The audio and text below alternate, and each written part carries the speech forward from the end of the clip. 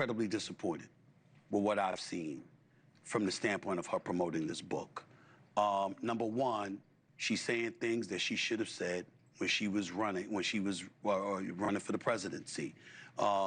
She was quiet and deferred to her loyalty and gave Joe Biden much of a bigger voice than she needed to when she was indeed the Democratic nominee. She came across as somewhat leaderless at that particular moment in time, which is something that Trump was pointing out.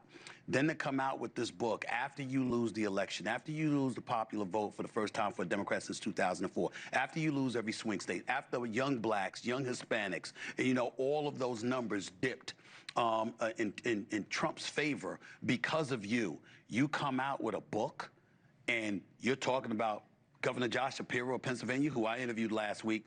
Oh, he was too ambitious. You're looking at Gavin Newsom. You pointed out how he didn't return your calls. You were talking about the tepid response that you got from Michelle and Barack Obama. You know, you talked about Biden and how, you know, it shouldn't have been about egos and all of this stuff. Nobody wants to hear this now. This is the problem. And this is why I believe her political career is over. Listen, I'm not as connected to the political apparatus as you are, but I've had some people come up to me since those quotes from her, the excerpts from her book came out. And they said to me last year, you know what a couple of people said to me?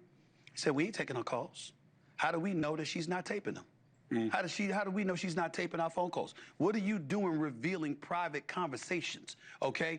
This is the kind of stuff that ends up haunting you. And so like she pointed out, she didn't have as much Democratic support as she would have wanted to begin with. It was all manufactured in the end. Once she was the Democratic nominee, it wasn't about you. It was about people who didn't want Trump to be president. It wasn't about you and people were enamored with you and they couldn't wait to go to the polls to vote for you, because if that's the case, you would have made it to Iowa in 2020. You would have been able to endure a primary prior to the election. But you bypassed all of that. They clearly did it purposefully because they didn't want her to have to compete for the Democratic nomination. Nancy Pelosi's on the record saying she thought that the process should have happened. It didn't happen.